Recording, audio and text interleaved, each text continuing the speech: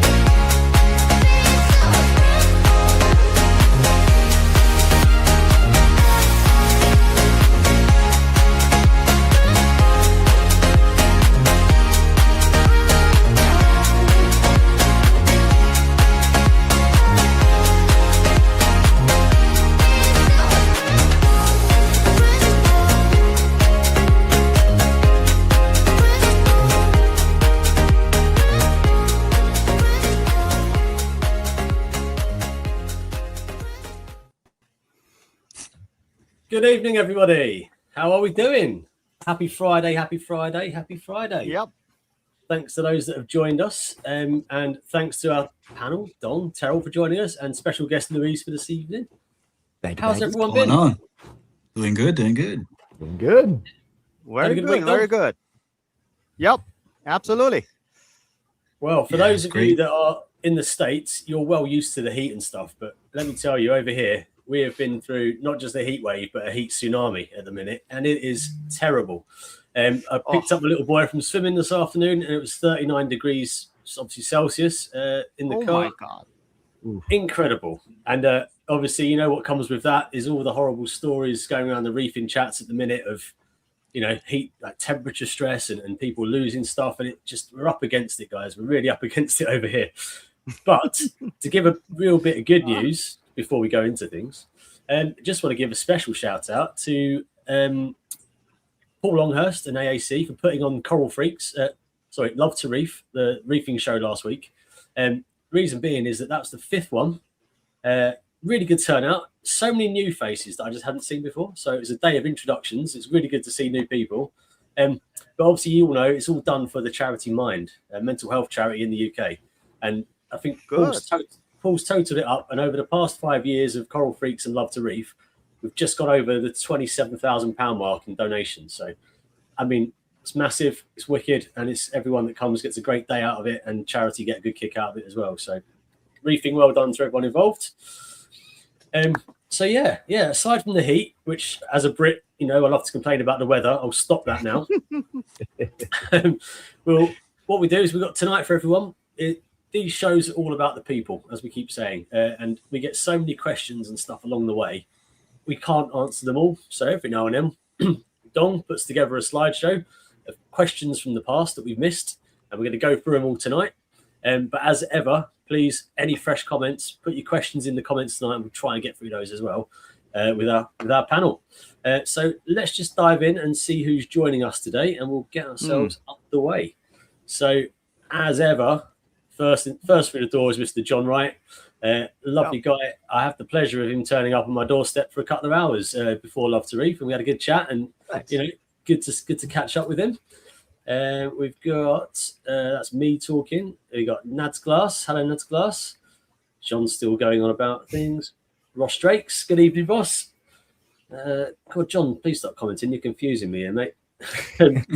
Terry, we got Terry in the house. It was really nice to put a face to a name with you, Terry. Great to see you at the show. Grant Godfrey. Hi, Grant. Tom's not here tonight, mate, but you get enough shout outs, so I'll leave it at that. Anthony's with us. Good evening, Anthony. Good to see you, mate. Dirt Devils Reef, as always, good to see you too. Alan, nice to see you, mate. You was one of the faces we missed at Love to Reef, but hopefully we'll see you again soon. Understand you was on a holiday or doing something more exciting than meeting us reefing people, but that's up to you. Mark, good evening, Mark. Mark had a blast. Good to have a beer with Mark on the Friday night beforehand. He's always there, always a lively soul. Tony Close, hi Tony. Here's an interesting one. We've got Dean with us tonight. We've got a little bit of a snippet of information, Dean, later on. A few things going down over on the Emerald Isle. Reef Water Drop. Good evening, Reef Water Drop. You have to tell me your name because I don't know your name. Keep going down. Rama, finally got to meet Rama face to face. And he's from Lichfield, not Birmingham. Okay, remember that because I didn't.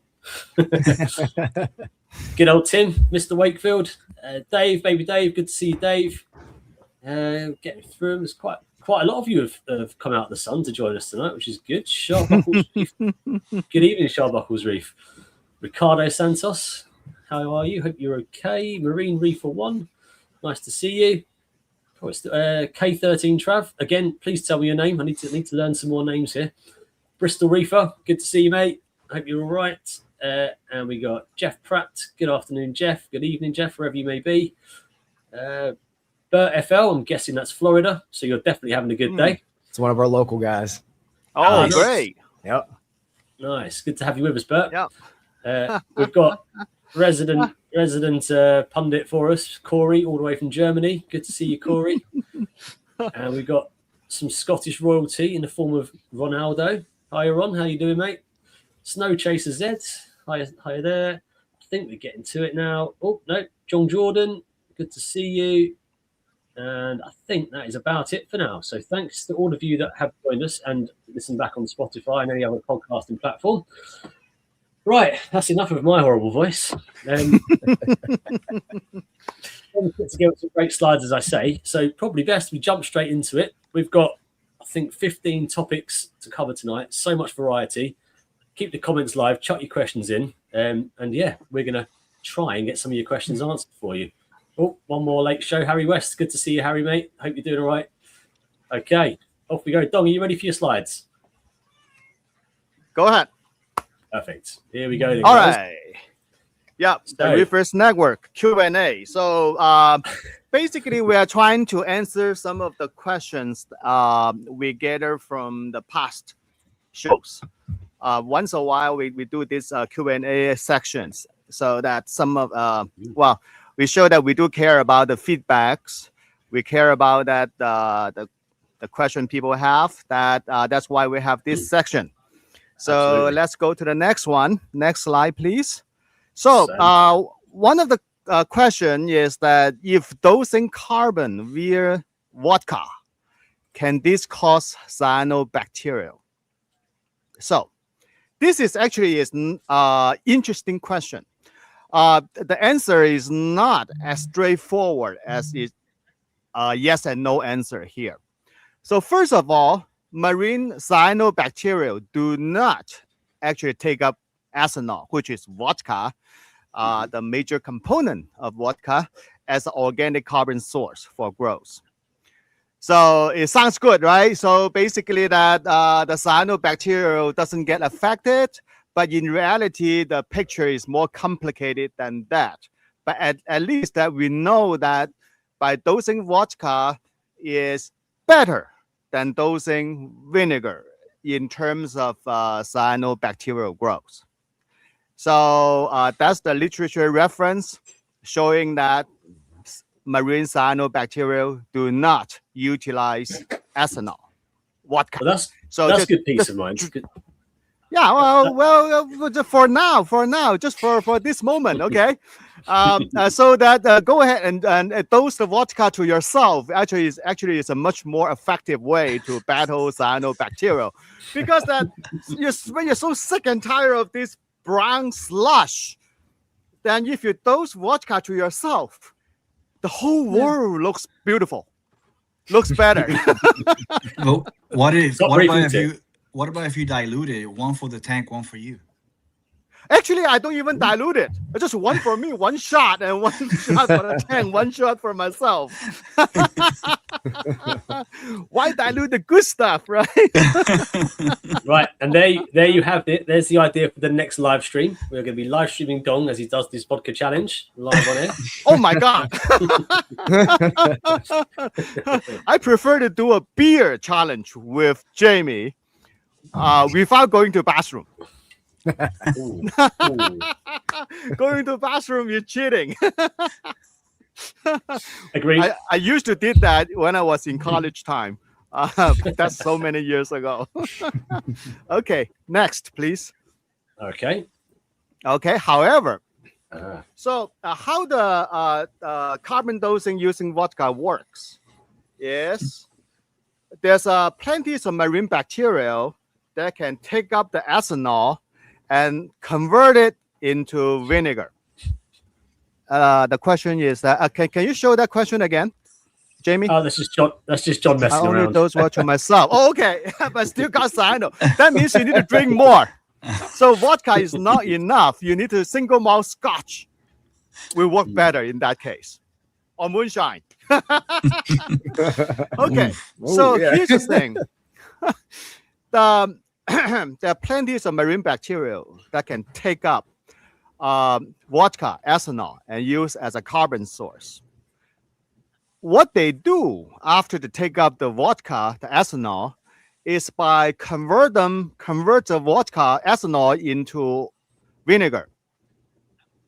And according to literature, after they convert the vodka into vinegar, they dump the vinegar back into the water column. Okay. Then that means that when you're dosing vodka, actually it's a two-step process. Step number one, some bacteria yield it, convert it into vinegar. In this process, of course, those bacteria actually grow. When those bacteria grow, you take out some of the nitrogen and phosphor. So step one. Step number two, those bacteria dump the byproduct as vinegar into the water column again. Then then the other bacteria, and sometimes the same bacteria will uptake the vinegar again, used as a carbon source. So now the thing is that if you dose vodka into the water, cyano doesn't do the first step, but it's waiting for the second step. Okay. But with that said, your vodka does do the job twice. So that's why the ethanol is theoretically, for molecule to molecule, is more effective than vinegar. Oh, okay. Yeah. But with that said, actually carbon dosing vodka and vinegar to reduce phosphate is not very effective, but it's very effective in reducing nitrate. The reason is that we all heard about this refill ratio, whatever, blah, blah, blah. But for bacteria, they follow similar ratio that like 100 carbon, maybe 16, 20 nitrogen, and then 1 phosphor. So that means that carbon dosing using vinegar or vodka or the combination of it is much more effective to reduce nitrogen than phosphor itself. So if you really have a phosphate issue, or if you really want to reduce your phosphate level, I think the lanthanum chloride is a much better way to do it. Phosphate, as long as you do it carefully by dripping the liquid, the lanthanum chloride, to your filter sock, to your roller mat, to your protein skimmer, to potentially reduce those fine dust getting in your tank. But what? Okay, go ahead. So for those people that are experimenting with carbon dosing, be that vodka, no pox, whatever it may be, where's the best place to dose that then? For the carbon dosing for no parks basically is a mixture of vinegar and vodka. That's basically it. They're because all of them are liquid, and there's really no reason to pick a place to dose it. Just if I doing it, I will just pour it in onto the power head as a high flow area. Okay. And there is another benefit for dosing vodka over vinegar is that vodka has much less impact on the pH. Yeah, because vinegar definitely lower your pH a little bit. Yeah. See, Dong, I had good success with carbon dosing to reduce phosphate, but you have to do a couple things. Because obviously carbon dosing reduces nitrates faster, right? So the way I do it is I dose nitrates and I keep nitrates elevated while carbon dosing, right? And then to reduce them altogether, I increase my photo period. I think that's a good idea. Yeah, yes. Yeah. And especially when your nitrate is really limited, which we have seen so many reef tank, established mature reef tank. For example, including myself, I have to dose nitrate to keep the nitrate above 0. So if I want to use vinegar or vodka or the combination of it to reduce phosphate, just like Louis said, dose the nitrate up. Because without the nitrate, it won't do the job at all. So when your nitrate is so little, no matter how much of carbon you dose into it, no effect for the phosphate. Yeah. And a little caveat too to the lanthanum chloride. Make sure you're doing water changes too with that, because you can get a buildup of lanthanum in your tank, and that will cause issues with your corals as well.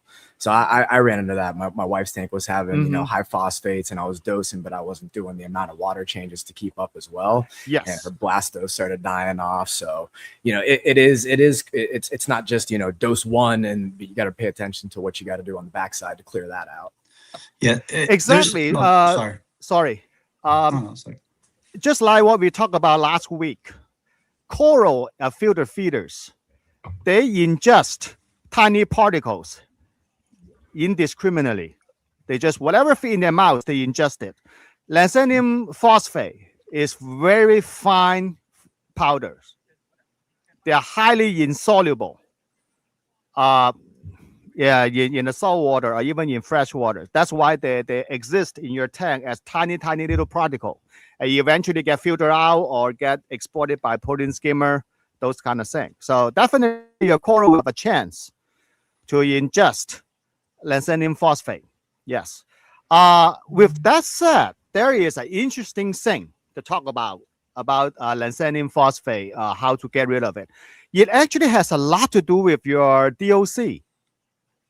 So when a tank is really low on DOC, dissolved organic content, you should be very careful to use a lanthanum chloride. Because when you have a lot of dissolved organic molecule in your water column, they tend to bind to those lanthanum phosphate particle, and just like snowball, they make the whole particle become bigger and bigger, and they bind to it. So that to make the lanthanum chloride, lanthanum phosphate to be easier to be exported or precipitate out. So if your tank is ultra clear, very low on DOC, yeah, your lanthanum chloride dosing can potentially cause more issue. I think that's the key, isn't it? Every method will suit a different set of parameters or whatever. It doesn't work for everyone. So yes. if you've got a dirty tank with suspended solids and whatever higher than someone else, you'll get better results. And then you'll tell someone it works really well, and they'll go home and put it on their crystal clear, gin clear tank and wonder why it doesn't work. And you just explain why, right? Yeah, that same thing happened to trace element dosing too. So the dissolved organic compound in your tank actually can has a quite impact on your trace element uptake by your coral, because the coral themselves they barely be able to, or they cannot uptake the metal. That most of the trace element are transitional metal. So as the metal ion themselves floating in the water, the coral will have difficulty to take it up. But when they bind to some organic substance, they become more bioavailable to be uptake by the coral. So the DOC is not your, well, double-edged sword. So you cannot have too much, you cannot have too little. Everything linked together is a whole ecosystem. Okay, so we go off topic quite a bit. That's fine. I'm fine with that. Okay, good. Next, please. Right. Okay. Right. So acetate as a carbon source for cyanobacteria. Actually, so definitely cyanobacteria can take in acetate, aka vinegar. That's for sure. So that means that when when you dose vodka, to answer that question, the original question, if you dose vodka as a carbon dosing to reduce your phosphate and nitrate, yes, you will increase your cyanobacterial population. But if you're using vodka, you probably has a little bit less impact on a cyanobacterial than using vinegar. So that's the answer for that. Yeah. Okay. Next, please. With that said, vinegar also promotes your marine algae growth. The reason I put the slide here, because it's kind of interesting, is that this is what exactly. Hi, Alyssa. So the vinegar, aka acetate, being used to promote like the phytoplankton growth. So that means that when you're doing carbon dosing, there's a side effect, maybe it's beneficial side effect, that it actually promoting the microalgae growing inside your tank. So basically it's giving the food source for the entire ecosystem. Well, but when you're dosing anything into your tank, do it in a small amount. Yes. Don't overdo it. Every time you overdo something, things go haywire. Yeah. Now, would that be the result of like, you getting that little bit of that bacterial algae bloom in your water column?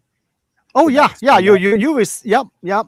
And also the algae bloom. The reason I put the slide here is that algae bloom by eating the acetate, either the acetate coming from your vinegar or coming from your vodka, after the bacteria converted, the carbon dosing not only increasing your bacterial population, it also promotes the microalgae growth in your system. And the microalgae's ability to take down nitrogen and phosphate is tremendous. Well, will that work the other way then? So when you're starting out, you dose small amounts and you scale up until you hit your tank sort of consumption level. Then presumably you don't. When you want to, if you was to stop dosing carbon for this, you wouldn't just go switch it off and go cold turkey. Would you decrease it over a bit of time so you don't cause a bacterial crash or something like that? Actually, bacterial crash. For matter of fact, that I'm not aware of incident that have a bacterial crash. Bacteria is quite flexible. So when there are less food source available, they just grow slower. So I see it kind of just burn themselves out over time. Yeah, and also that keep in mind that all the tons of organisms in the tank are consuming this bacteria, including your coral, because bacterial plankton is one of the major source for live coral, for the food source. So that means that your bacteria is being eaten by your coral, plus tons of other organisms there. So when you dose less carbon, the bacterial growth will slow down, but I don't think you will suddenly has a crash, because that everything is like a balance. It's a very complex system. Yeah, that's kind of where I was going with it. If it's that in reefing, you want a flat line on everything. You don't want to change. So I was just approaching. Yeah, flat line is pretty hard to do. Oh, 100%. But that's what you're aiming Yeah. for, right? You want everything Yeah. to be stable. So Yes. no, that's cool. And So I you would ramped still- it- Good. I would still approach, your carbon. And I've always looked at this as, I think a lot of people will like look at some of these methods and think like, if I apply this method, I'm going to get better growth. And you may be complicating things a little bit more. Maybe you need to, and me, I start looking at these methods and these certain things as that method exists to solve a particular problem. And I want to solve that problem, but realize that problem may have an effect of something on the backside. So, Yes. Yes. I went down that path one time, like, can I get a little bit better growth, feed my coral better? But then now I'm getting into the issue of, now I'm dosing, nitrate, and now I'm dosing carbon, and I'm having a really hard time finding that balance, and I'll throw my system out of whack. Yes, Yeah. because in our closed system, finding a balance is very tricky. But in a very large scale, that's why on a coral farm, because the scale is so large, the system is so large, and the large scale actually give you more buffer for errors. For matter of fact, okay, don't do this at home, okay? Promise, don't do this at home. Dosing acetate, yes, one of the methods for coral farming in larger scale. Okay. Instead of dosing vinegar, is acetate itself, is sodium acetate. Basically, it's a sodium form of vinegar in white powder. Let me show you one thing. That is sodium acetate. It's a highly soluble, ultra pure form, dirt cheap as well. So, but if you have a system that is less than 100 or something gallon, don't do it. It's easily overwhelming the system. Okay. Dong, but what about running long chain carbon sources instead of this short chain stuff? Like, for example, instead of using vinegar or vodka, going for like the, back to balance type deal, algae derived carbon sources. Back to balance, the algae derived carbon source, I don't buy it. You don't? I don't. Especially the claim that can allow them to selectively grow good bacterial versus bad bacterial. There is no scientific evidence whatsoever up to today. No such thing. It's basically pure imagination, marketing something. Yeah, Okay. there's just no Say such it. thing. But see, Say but that's the thing though. I know we say marketing in this, but what about user success with it and long-term success with it? We tend to go away with user success. We say data and scientific stuff, but that's one of my biggest pet peeves, because everybody try to drive themselves from the scientific side and what the ocean does, but we have a glass box, and user data is very important, right? Like what we experience, right? And right now, for the most part, everybody that I've seen that uses algae derived carbon sources have great success. They don't have the cyano problems, they don't have those issues. So that's why I'm wondering, maybe for this hobby, that would be a better, form of carbon dose. Yes, That's just you're correct, because that there's studies done on the long chain carbon versus short chain carbon. So definitely the different types of bacteria actually they metabolize, that they uptake different size of chain. Okay, that is start from 1 carbon all the way 5, 6, 7, 8, 9, 10. So the long chain carbon dosing, yes, yeah, they can. Well, just like you said, from the hobbyist side, people seeing some benefits, but that is good thing. So because long chain carbon definitely is proven to be being uptake by marine bacteria. Then when the bacteria grow, that you take out the nitrogen and phosphate, that kind of thing, right? So it definitely work. But the question is that does it work better or does it really work the way they were advertised? So I'm not saying that's a bad product. That's not my problem with that. It's a product okay to use, perfectly good to use. But my problem is the way they advertise the product, especially on social media. For example, saying that the rest of the carbon dosing source come from potato. No, that's not the case at all. Absolutely bizarre way to advertise things like that, because that the other carbon dosing reagent, including biopellet, none of them are coming from potato starch. You're back to vodka again, aren't you? You're back to vodka. That's what you say to vodka, made from potatoes, right? Well, I think the person, the lady or the gentleman that asked the question about carbon dosing the cyanobacteria has had 4 slides and 25 minutes worth of response. So they've done really well. Okay. Yeah, well. We'll skip on to the next one because we got 15 to get through. And if we go at this rate, we're going to be here till tomorrow morning. We do the 24-hour, right? Okay. And then the question is that do we have to match alkalinity during water change? And this is a big argument about people stick to the certain brands of salt. So answer is that it depends on how much water change you are doing. So for example, here's a mass here.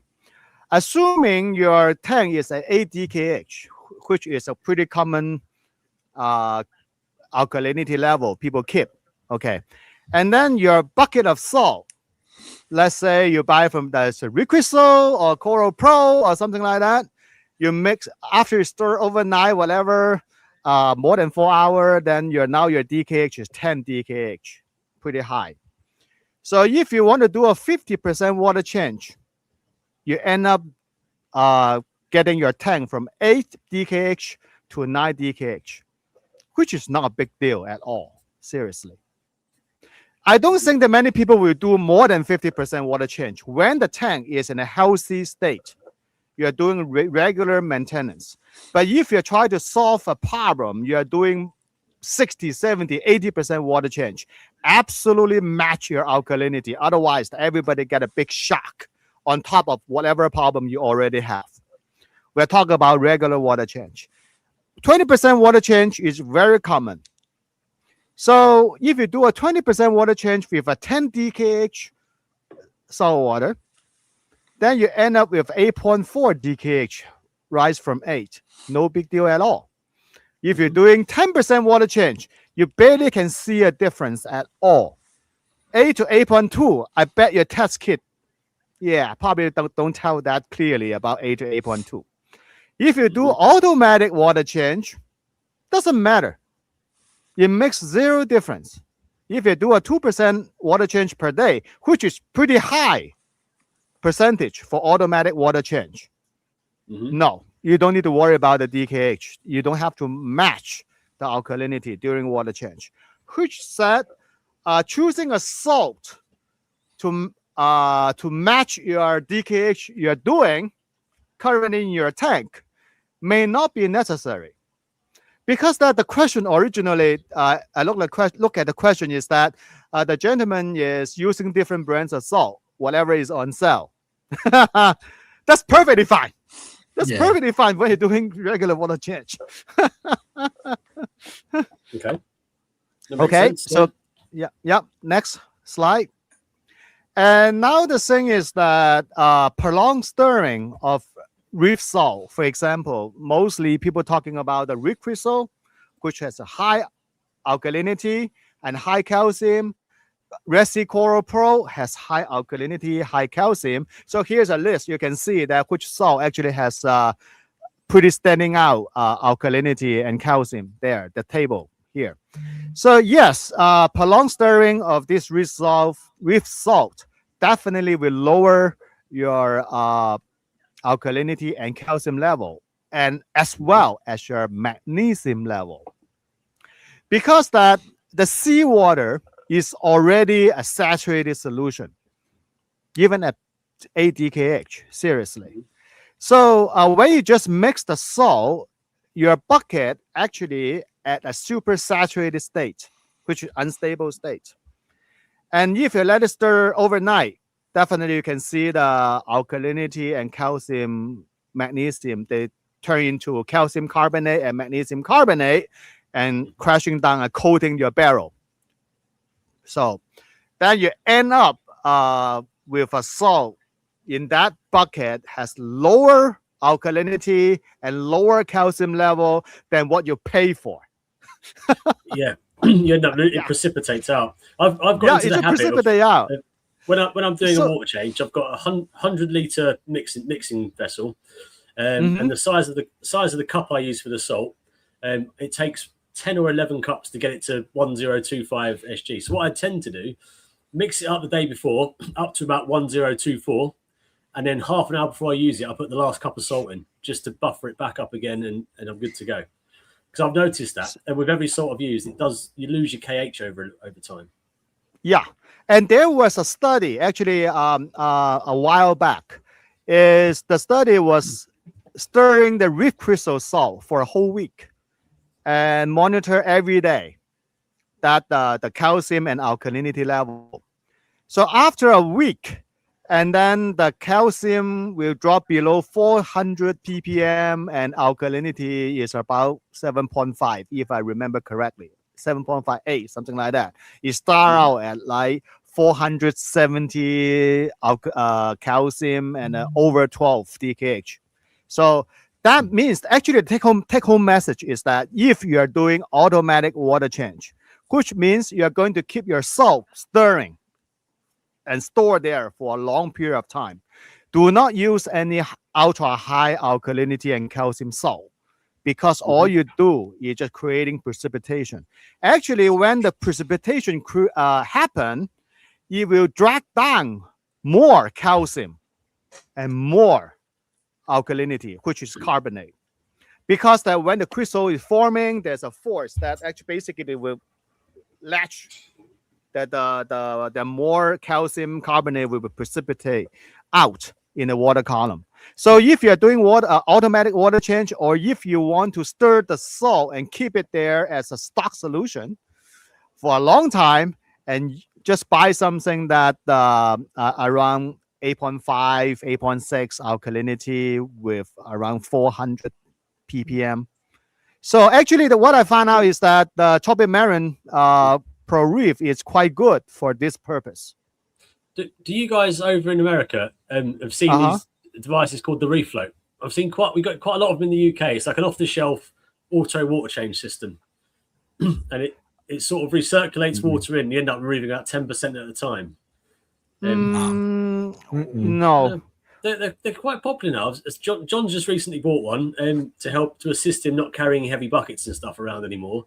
A few people have been using them now, and they seem like quite a cool little gadget, really. I'll have to try and bring a link up because John sent me a few bits on it.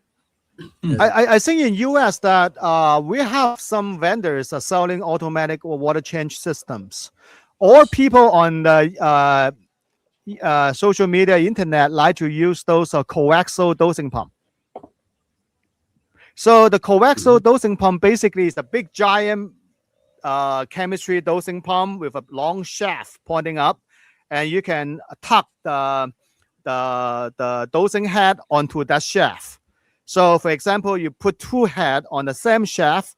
When the shaft rotates, the two dosing heads are doing the rotating at the same speed.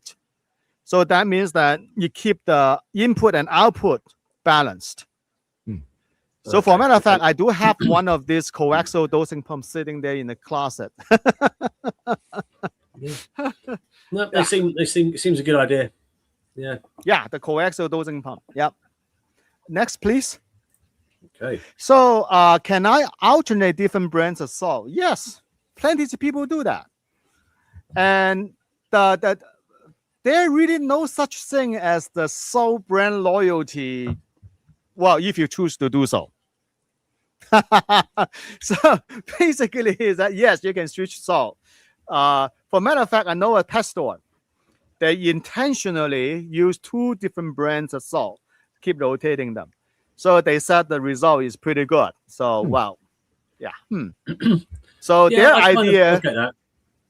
like salt is salt, right? It's very, we're going to dose into it anyway, but I've since I've been using, and this is not a plug at all, but since I've been using the Nios salt for the past year or so, just visibly my mixing vessel stays so clean. Whereas previously using other brands, I would get that precipitate build up on the outside, the black sort of staining and all that sort of stuff. That Nios salt to me just mixes clean, and I'm not a chemist, but visibly it's much purer, I think. With that said, here's an interesting thing, because that many of my customers and friends here, they do watch our channel. So yeah, I get so many questions about people try to switch to Nios salt. So the number one question is that, can I just switch it? Do I need to do a 50-50? And so, well, just go ahead. Just buy the bucket and start using that bucket. You don't need to do anything. So far, so good. Everybody's happy. They don't have to do 50% of the old salt and 50% of the new salt. No, they don't. So I don't think it's necessary. And plenty of people just buy the Nios salt and start using it. Everything is fine. Yeah. So it's perfectly fine to use different brands. I think that also it depends, though, right? So if you're using a salt that has completely different mixture, like something like, let's say, Instant Ocean, right? Regular Instant Ocean. Like somebody said in the comments that Poto had some issues swapping to Nios, but that could be understood, right? Like if the tank is a scale. Well, yeah. Well, if they're using that salt for so many years, right? The tanks have been using that salt for so long. Having switch over that to something with different numbers, especially like a salt like Nios, that has a pretty good amount of trace elements in it too, compared to like Instant Ocean. So I think it will create maybe somewhat some issues, but I never had a problem switching salts without. I just switch. I just do my watching. Just switch. Yeah. For matter of fact, there was scientific studies on this reef salt. I saw the result of that. The reason they're doing those studies is because that plenty of academic research institute are using the same salt as we do in the hobby. And many of them are using Instant Ocean. They use the there's another brand. Oh, the some other brand. So they do analyze the salt. For matter of fact, I look at this research data and said, wow, is this right? The Instant Ocean, actually, let's scrap the Instant Ocean. Just look at Reef Crystal, because Instant Ocean, the purple bucket, is highly unstable batch to batch. Right. But the Reef Crystal is a lot more consistent. So just scrap that purple bucket. The purple bucket is for fish only tank. I look at the data, said, guess the Reef Crystal, which salt is closest in terms of trace element to Reef Crystal? But back then, the Nios salt not on the market yet. Okay, that's before that. The closest salt in terms of trace element closer to tropic marine is Reef Crystal. Actually, for matter of fact, the Reef Crystal has 70 trace element in it. Seriously. Yeah, the only problem I saw with it doing ICP monthly is that the barium is really high. Barium is really high on Reef Crystals, and what was it? Lithium is really high. I forgot what. It's one more. I think it was molybdenum. I don't remember. But I know barium was one of them. I'll ask a question. I mean, so like this piques my interest a little because I'm a longtime user of Instant Ocean, and it's one of those just because it's readily available at the LFS. It mixes pretty clean. Never had any issues with it really, as far as I can identify. And I've gotten onto the subject too of do I switch to another salt, but we do reef moonshiners anyways. So I'm thinking what would be the purpose behind switching to a different salt if, let's say, I'm already making it up on the backside with a different method entirely. So, yeah, actually, that's a very good question. For in the old days, I mean that maybe 2 or 3 years ago, Instant Ocean is cheap. They're not cheap anymore. Yeah, that's the major issue for Instant Ocean. for the reef crystal. They're at the almost the same level as the Nile salt. So because you have to keep in mind that the Eastern Ocean frequently always mislabel how much salt they can make in that bucket. Of course, they use a lower salinity. So they're freaking marketing saying that that's really pissed me off all the time. So when you're buying a 200-gallon box, no, you're okay. You're pretty good to make 150 gallon out of it at the proper salinity level. Right. So that means that their price actually not that different from the other brands of salt. So I think the availability actually is very important. So, for example, for me is that I do not have a place to store 40 bucket of salt. Right. So I have to rely on Amazon to deliver me the salt the next day. Then that can be a factor in there. Mm-hmm. So in terms of the salt composition, so Louis, you just mentioned some of the trace element here. But let's say lithium. Lithium is pretty hard to detect by ICP, the accuracy over there. So it could be just the systematic error for the ICP. So what Great Kara said? Can you put that? Just continue to ride with the girl you brought to the dance. Don't change. Oh yeah. Provided you dose vodka to yourself. I don't know, man. You can always improve on things. Come on. Yeah. So yeah. Don't tell my wife that. Here's the thing that I always go by with salt mixes. You know, and with the question Terrell said, you know, if he's already using Instant Ocean, my deal is I like to look for a salt that I know Don said this earlier, but I like to look for a salt that matches my tank, right? Because for me, the goal is stability, right? So I'm trying to keep the tank from when I do that water change, there's less problems or issues that could happen with the tank. Meaning, right. I also look for the salt that might have organics, right? Meaning, so when I change the water, right? If I change 20 gallons of water in my tank and I'm putting in a salt mix with 0 nitrogen, 0 phosphate, where my tank, I concentrate to have my tank with a little bit higher nitrate, a little bit higher phosphate, then I'm disrupting that balance, right? So that's the way I look at it, right? So that's why I use the salt that I use, because the salt that I use has organics in it purposely. So what salt are you using? The modern reef. Reef salt. Okay. So the organic in there, do you know what kind of organic in there? Oh, in the form of nitrates and phosphates. Oh, really? Okay. Yes. Oh, wow. So because normally that the all the major brand that we buy here, they're not supposed to have nitrate and phosphate inside. True. Yeah. True. Yeah. But that's what I'm saying. The mentality of the salt is you're already running a system that, you know, they tell you to run, hey, keep your nitrates above 10, keep your phosphates in this level. So when you're doing a water change, now you're introducing brand new water with the same numbers. So you're not disrupting. You're not disrupting the system. And that's been my thought. Oh, sorry. I honestly do not agree with that assessment. Wow. So that's why we have a panel, right?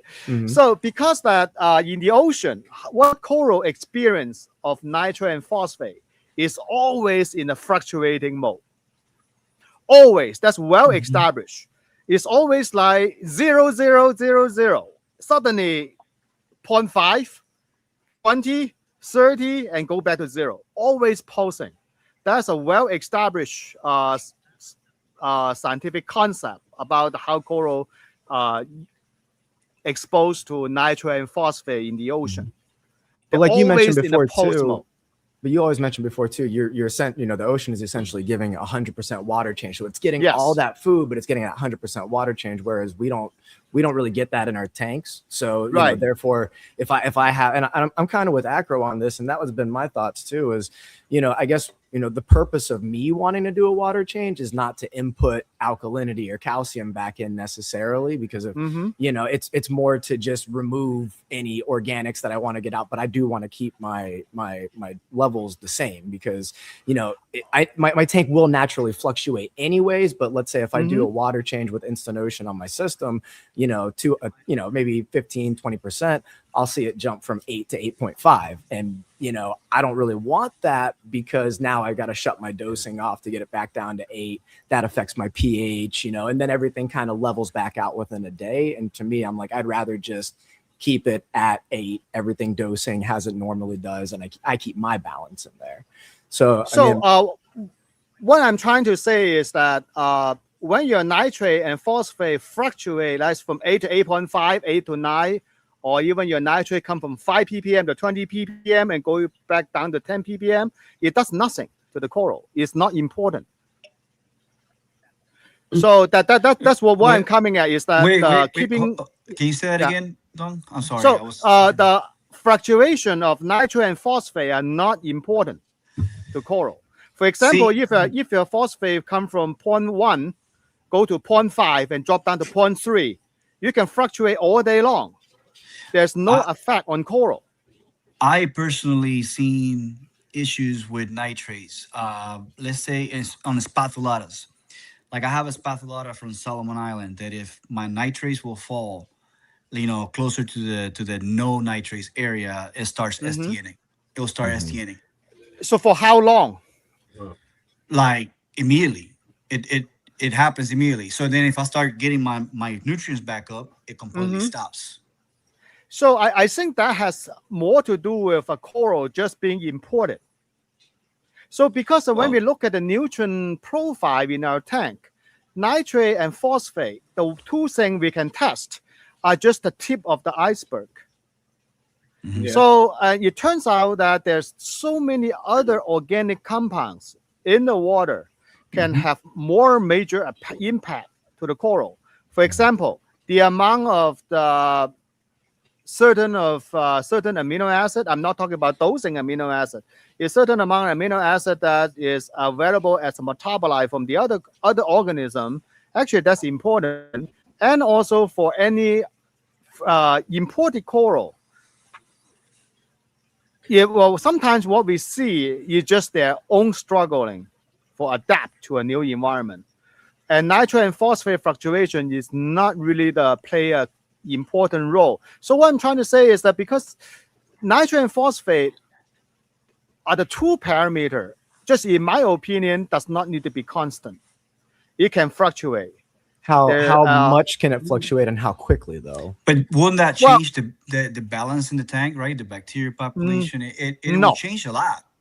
Not necessarily. No. Because when we are talking about, let's say your fluctuation from, let's say from nitrate, even if from 10 ppm to 20 ppm, that does nothing at all. That 10 ppm of difference is minuscule in terms of the nutrient import and export into the system, into the coral, because that the coral, the amount of nitrate and phosphate the coral can take in, despite they're important, but the amount they actually take in is very, very, very, very tiny. The trouble I've got is we're trying to compare our glass box closed systems to the natural sea water.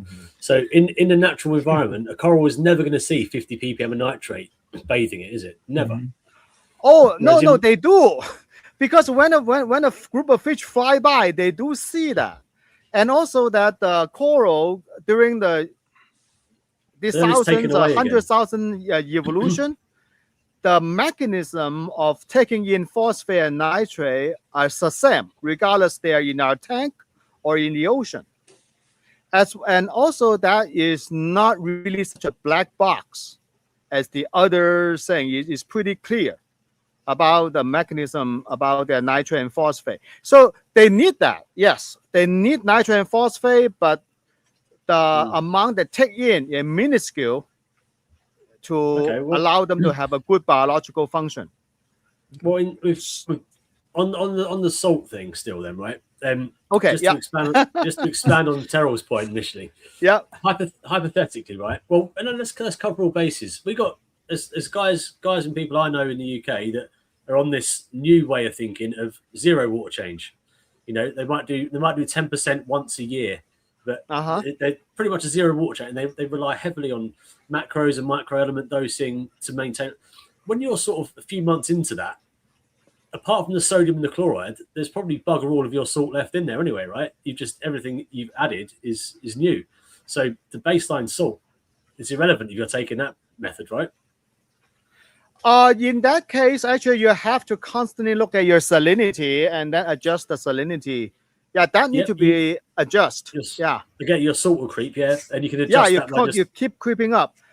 For example, if you if your tanks is require 1 DKH a day, which pretty common, and you will see the salinity creep up to be sufficiently large after 1 month.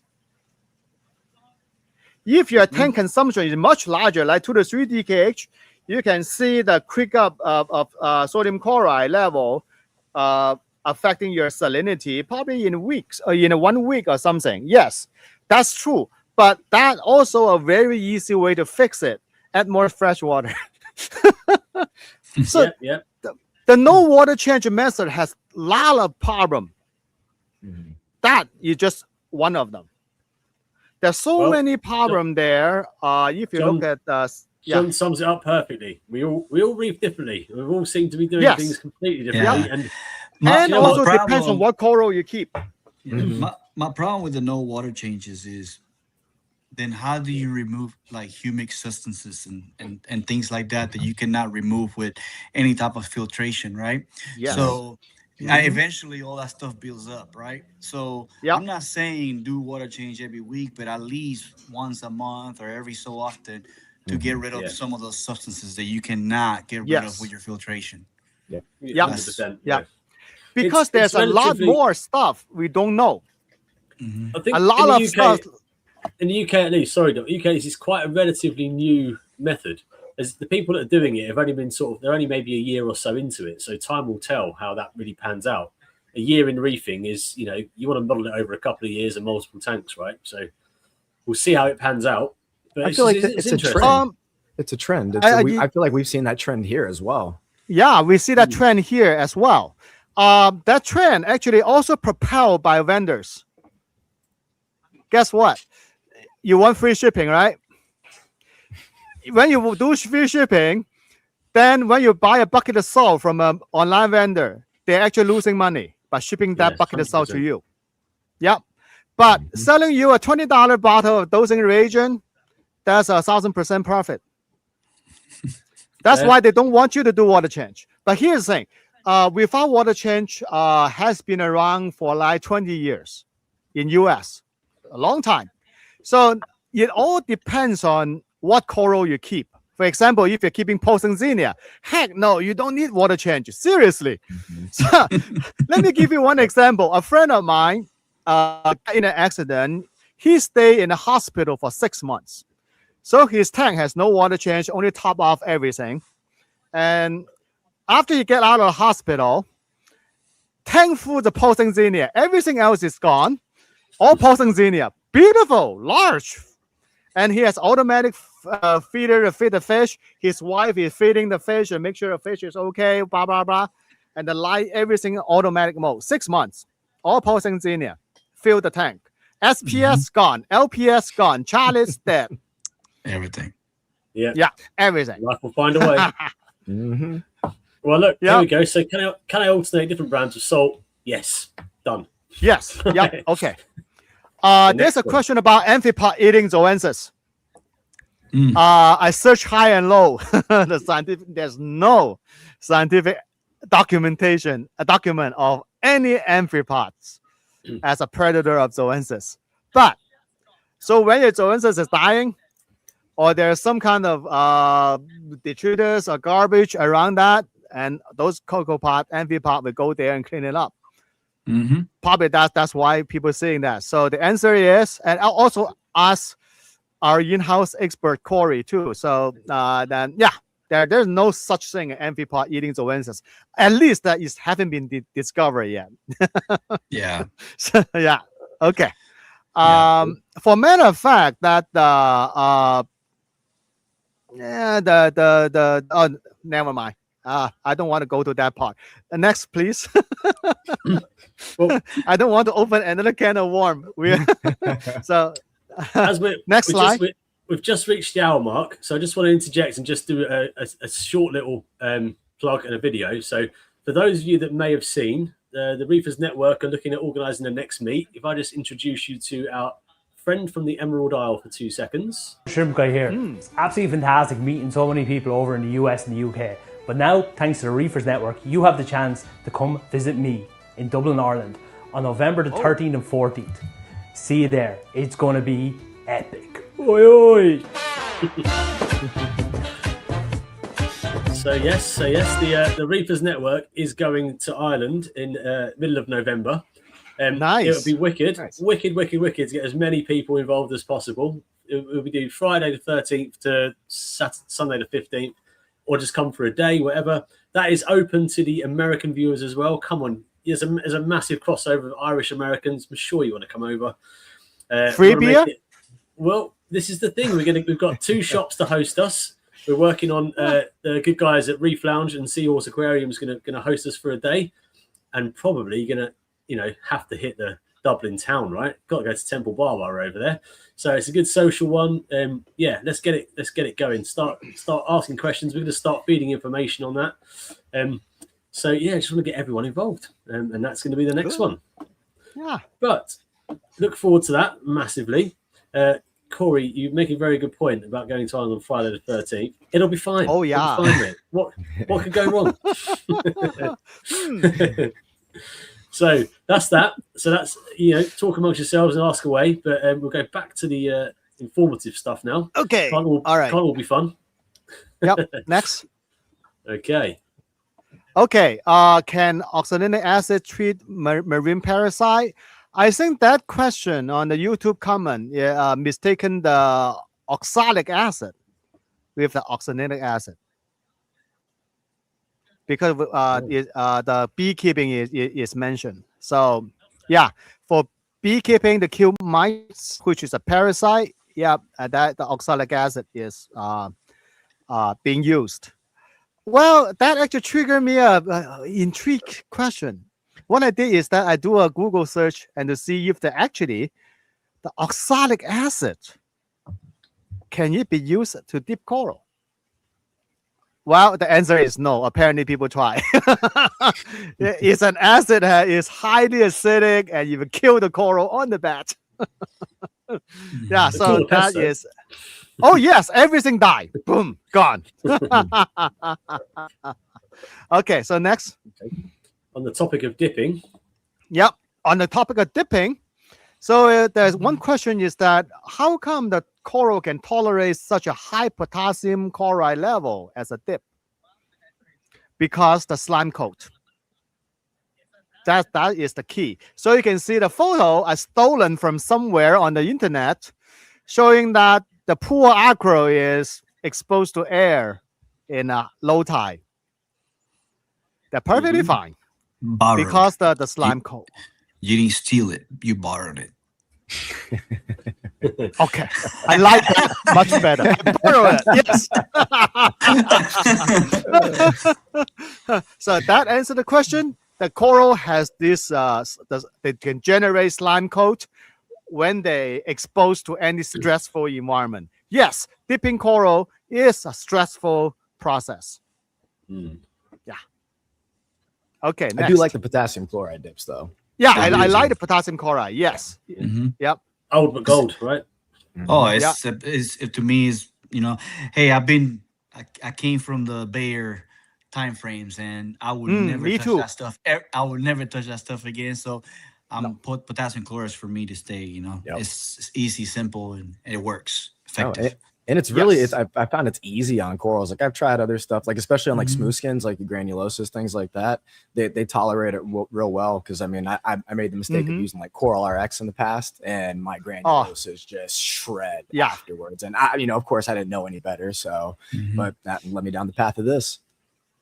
Yeah, the Coral IX killed the red dragon once I want to use the divot. I said, but that's all right, perfectly fine. Yep. Also, it's sold as a reef primer by Polyp Lab. That's the one. Yeah. Then next one, next slide, please. Okay.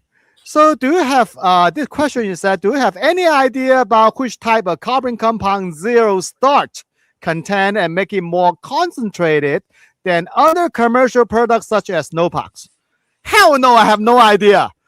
First of all, if anything come from Zeovit is safely guarded, just like the KFC recipe or the Coca-Cola recipe. Yeah. And also, I have no idea if it contain any compound that is more potent or more better than Nopax. By the way, Nopax is the mixture of vodka and vinegar, both available in your kitchen's pantry. Yeah. Right. Did I read Yeah, somewhere? Sorry, you're no more than me, Dong, but I looked into Zeovit years and years ago when it was all the rage, like, ultra low nutrient systems and all that. And I'm sure it's like glutaraldehyde was mentioned somewhere. Say that again? What's that? Glutaraldehyde. If I'm saying it right. I don't it's- know. Okay. Basically, it's an industrial weed killer, basically, industrial biocide. Yeah. Okay, so go ahead. Sorry. No. Sorry about that. That's the system that taught me reefing. That's when I came in the hobby. I went straight, Zeovit system, and and went back and forth from it. And but yeah, I'll tell you, Zeostart has a strong smell of vinegar. So there is vinegar in there for sure. but about the algicide, I don't know. I never really I don't know which product it may be, but not, I don't think the main four, I don't think you have anything, algicide based. I know the what you call it, Vibrant did, Oh, but Vibrant. Yeah. That's an algaecide. Yeah. yeah, but not the main four. I don't know. Maybe there is a product within the Zeovit line that has it. But, Okay. So Jamie, you mentioned the aldehyde. So aldehyde basically is the chemical between vinegar and alcohol. So basically, alcohol will be oxidized to aldehyde oxidized to vinegar. Yes. So yeah. Got it. So if you put the aldehyde in there, that means that it actually also will be rapidly being utilized by bacteria. Yeah. I understood But that wrong. aldehyde Sorry. also pretty unstable sometimes, and also carcinogenic. A lot of them are, but yeah. So we don't know what's in it, basically. We don't know what's in. I have no idea what's in there. It works. That's That's all It's we a- need to know. Yeah, when it smells like vinegar, maybe it is vinegar. it definitely has vinegar in it. Yeah. I mean, they usually say if it smells like piss and tastes like piss, it's probably Corona, right? we call it Budweiser. Yeah. Jamie, I'm sorry, I misunderstood you earlier. I thought you said algicide earlier. My bad. Yeah, no, I think I did say that. The product was a glutaraldehyde, which is used as a biocide or an algicide. Oh, okay. Oh my God. But you know what though? But that's not I know a lot of people tend to throw that around, but that's normally used within the hobby, right? Like the problem is you have to look into how it's written, right? So if the product says polymer based ingredient, that already tells you what it is. Yeah. Yeah. There are not many of them. Yeah. So and that's where for me, this whole thing about, anyways, I don't want to get into that because it's touchy, but I think people get scared by when they hear about an algicide. People think, "Oh, I don't want to put that in my tank." But to be an effective algicide, it's probably got to be dosed at like 50 to 100 ppm, whereas we're dosing it at 0.5% or something, you know. So exactly. it's nowhere near that level. But yeah. Okay, well, we don't know. Okay, we don't know what's in it. let's go with the next one. Reef keep. One of the question is that reef keeping, the difference between USA, Europe, and Asia. That's a big can of worms to open. So Yes. that question actually associated with the question about lighting, because a certain brand of lights is very popular in Japan. Actually, that I think that most of the LED light, they're all based on the same fundamental idea, spectrum. Different manufacturer have in different geographic location have their stronghold. That's probably why there's certain brand is preferred in certain location, and they're all good. And in terms of aquascaping, I think that people in Japan, Germany, and Australia has special talent for aquascaping, especially Japanese. Oh my goodness, those tanks are beautiful. The aquascaping is absolutely fantastic. I feel like the negative space aquascaping has definitely taken off over the years. My biggest pet peeve on those, Dong, is that a lot of those tanks is what I call stage tanks, and it's that they build a tank, beautiful aquascape, and they just place a bunch of colonies in it, and I get it, man. To each his own. Everybody's got their own way of reefing, but me, I like the American reefing way, meaning we start tanks with little frags and show the success from a little frag all the way up to a colony. That's what I think. And not just us, the Europeans are doing it too. And I think there's more joy to that than just filling up a tank with a beautiful aquascape and then purposely putting colonies in different areas to make it look wow. It doesn't get me, And that plays to the influencing side of our hobby too, where everybody just wants to be like seen on a social media, and it kind of goes from like, look at me, I got something pretty, and then it gives a lot of other reefers and like an incorrect idea of what it is to be successful in this hobby and how a tank actually looks with success, because they're not going to do a tank how stage tanks are. Now, so talk about stage tank. There was a story back many years ago. There's one manufacturer launched their new product. So they have this showroom saying that this is the result you're getting by using our product. Then people pointing out the showroom is all filled with just imported coral. They just put all the coral, build this beautiful show tag, and say this is the result by using our product. But then I know what you're talking about. Yeah. Okay. So let's go on to the next, please. I think I'll just add one little piece onto that in terms of I noticed the difference between, say, especially the European and Asian fish-only tanks. I see a lot of Asian tanks online, like from like Japan and places like that, and they've got a fish-only tank with a beautiful big angelfish and stuff, and it's just an empty glass box. To me, that's a quarantine tank. A fish-only tank in Europe is still aquascaped with rockwork and caves and stuff. I would call that a fish-only tank. Fish-only with live rock, whatever you want to call it. In Asia, a fish-only tank is literally a barren tank, and the fish are the centerpiece. That's wrong to me on so many levels. So many levels.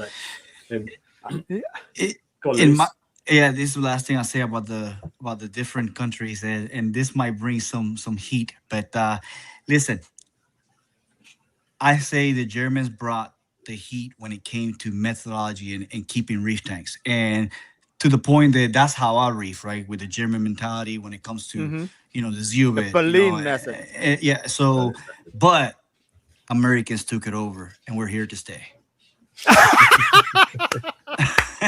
Well, we have this is a British channel. This is a British channel. Right? Jamie, we have had the conversation on the backside before when we've chatted and we said, we've talked about how like the UK is heavily influenced by, American reefing culture too. And I can see how how you're seeing, how certain products in certain countries are kind of trickling their way through from country to country.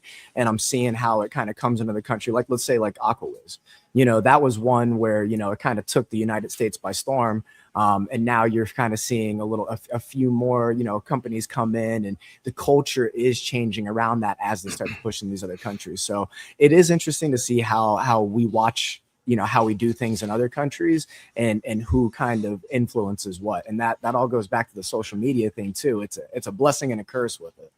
Oh, we're dead lucky in the UK. We've had influence for years from Germany with the Deltec brand of skimmers and all that. And then it's been influenced from stateside with all the Ecotech lighting and power heads and stuff. So we're we're getting smashed from both sides with quality products. We're in a good place, really good place. Okay, let's move on to the next one. So there's one comment talk about the pH. The question is, interestingly, my imported Midipora has better growth than my aquaculture 10 years at low pH at 7.6 to 8.1. Actually, I don't want to put it on the slide. My first answer should be, did you calibrate your pH probe? That's one thing, but let's go back to the Midipora versus 10 years.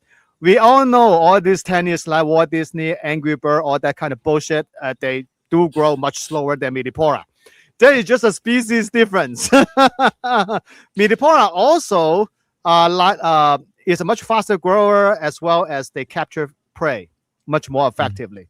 The hairy stuff, the constantly, just like we talked about Midipora last week. Midipora is really good at capturing food particle. Yeah, Midipora is. You cannot compare the growth speed of a Midipora versus a 10 years, regardless your pH. Do you want to talk about pH? Nah. Yeah. Well, and that's one thing I was telling you guys offline, because it has to do with growth and these things. Listen, I am fortunate that I was able to acquire I bought a alkalinity tester, right? With this alkalinity tester came with a controller also, and it's the Aquarino, right? I'm not trying to put a plug on it. I'm just trying to tell you what I experienced, right? Because the beauty of that system is that it gives me a real-time CO2 reading from in the water. So I stopped looking at the pH now. Now I look at my CO2, and it's pretty interesting because I noticed that if my CO2 levels get above 3, my consumption at night completely halts. But the minute the CO2 drops below 3, it will just consumption increase dramatically. And to me, man, this is a beauty. And it's very simple to do. I mean, not for me, but somebody with the background knowledge is, with getting the alkalinity measurement every hour, your pH, and your I believe it's temperature, right? And then you can figure out CO2 within your water column. But it's man, you see it live there, man. As soon as that CO2 number goes above 3, consumption completely halts at nighttime. It's pretty interesting, man.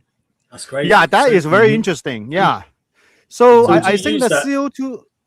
Sorry, would you use that CO2 reading then to trigger the relay for your calc or something then?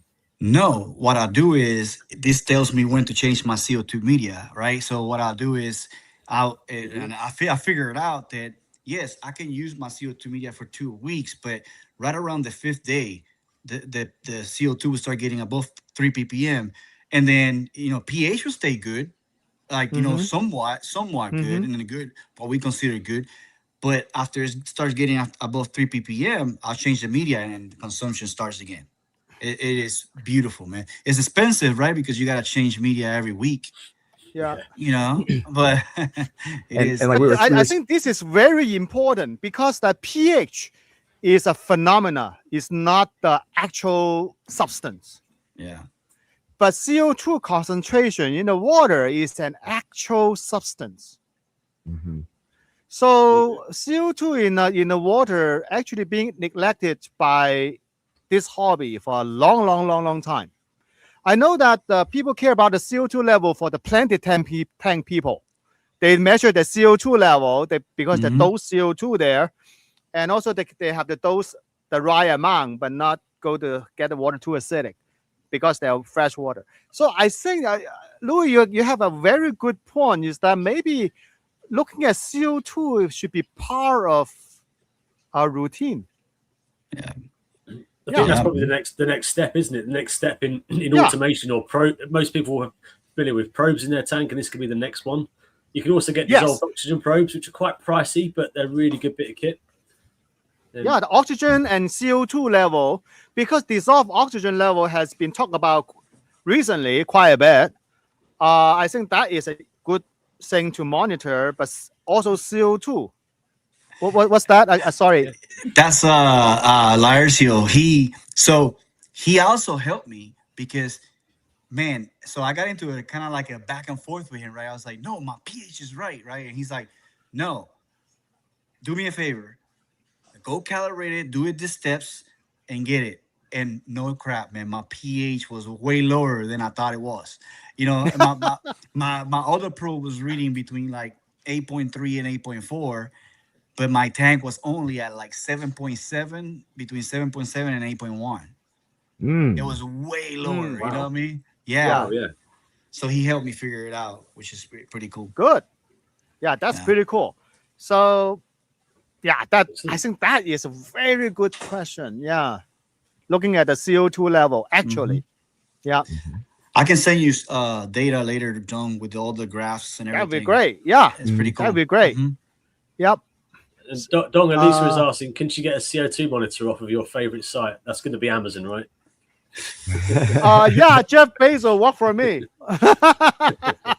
No, just kidding. That's what I'm going to do after the live stream. I want to see if I can get a CO2 monitor for salt water.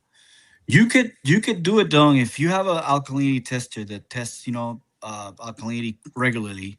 You could figure it out. But for example, with that Aquarino KH, it tests every hour, so you get a constant number every hour of your CO2. Decent. It's the next thing to look at, isn't it? Yep. Next thing to look at. Right. But that's Right. good. That's good.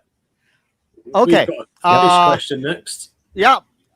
Which filefish is Xenia? Because the question actually started with what?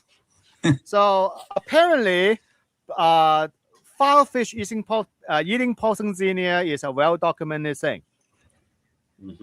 Yeah, it is. It's just for this species, I cannot pronounce this thing on the screen. Okay. Basically, the common name is just ORA, Aptasia eating filefish. That is aquaculture by ORA in US. So that thing has better chance to eat poison Xenia. So I have two of them, both ORA. I was going to say that's going to sell just as many fish as eating Aptasia, right? Some people are going to want it. Oh yeah. Yeah. On that note, will they eat things like other soft corals, star polyps, zoas, things like that? Or how far do they go? Of course they will. Yeah. My thinking is whenever you see someone working in retail for 20 odd years, people always come in and say, I've got Aptasia, I've been told to get a peppermint shrimp. It's like, yeah, some while they will eat them until they suss out there's a pellet sauce or there's a brine shrimp sauce coming in, and they just they wean off.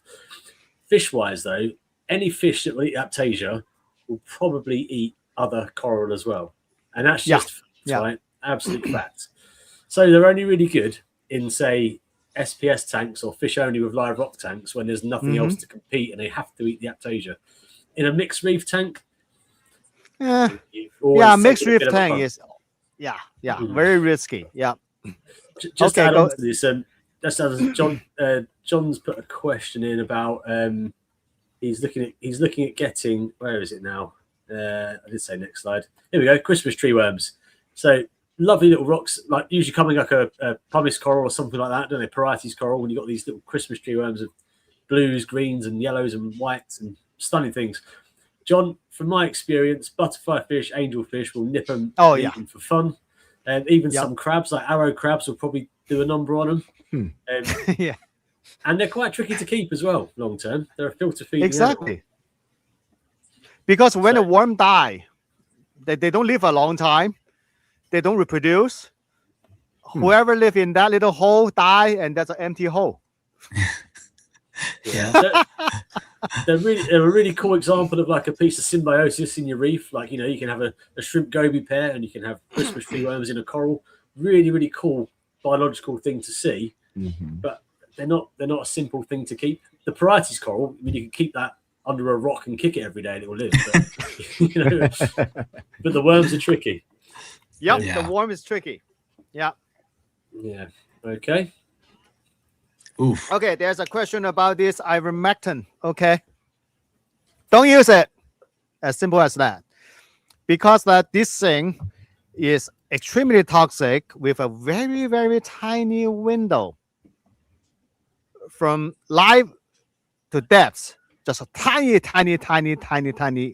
And unless you have a beautiful, expensive $6,000 analytical balance, you most likely overdose it.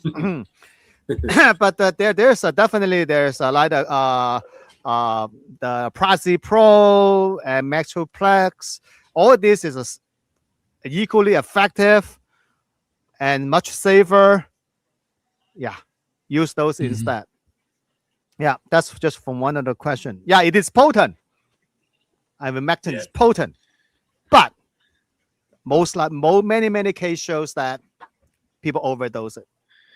Have you ever tried to use like the Prezi flakes in a reef tank? You know? No, I don't. I never use that because I never actually try to have opportunity. Knock on wood. Knock on wood. I never get a need to use that. Yeah. Yeah. Okay, next, please. Yeah. It does bring up, an idea with like some of the pests coming in, like this, like talking about like, the fenbendazole flakes with all that in the past, it's good dewormer for fish, but if it have like a beneficial backside to it, can the Prezi flakes have kind of the same effect? Mm-hmm. Yeah, I hear a lot of good things from the States about people using these like the flake foods embedded with these medicines. And we just can't get them over here. It's not available in Europe. Right. Yeah. You're not able to order it from here? No. It's probably frowned upon. Let's say that. Yeah. I would never consider that, Lewis. I'd never consider it in my life. It's fish food, man. Well, a little bit more than fish food. It's like the reef keeping version of what's his name? The cocaine guy that soaked his t-shirts in cocaine solution and shipped t-shirts to the UK. And we'd rehydrate him and get the cocaine out. It's a t-shirt, right?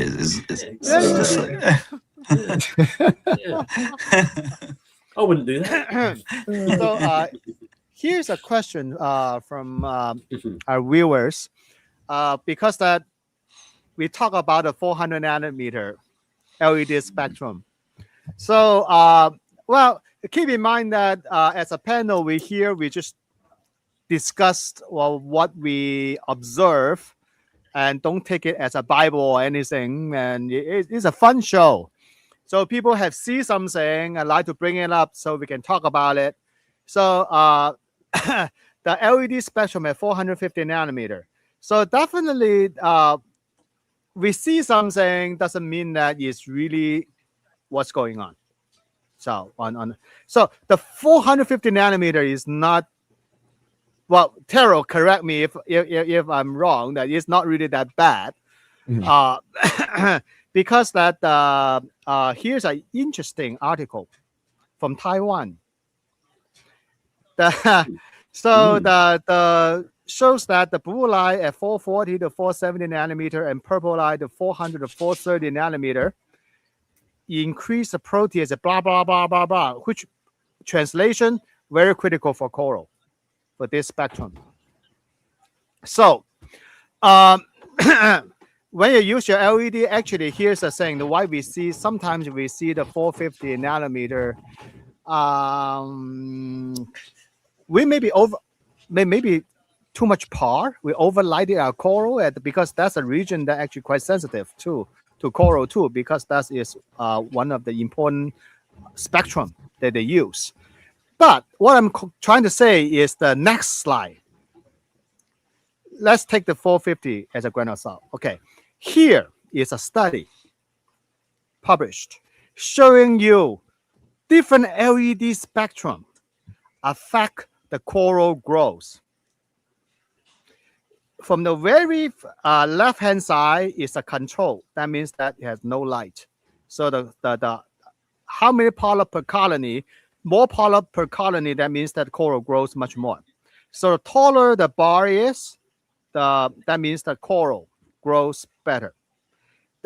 You can see there's a pair of bar. One on the left-hand side is the gray bar. The right-hand side is the bar with vertical line.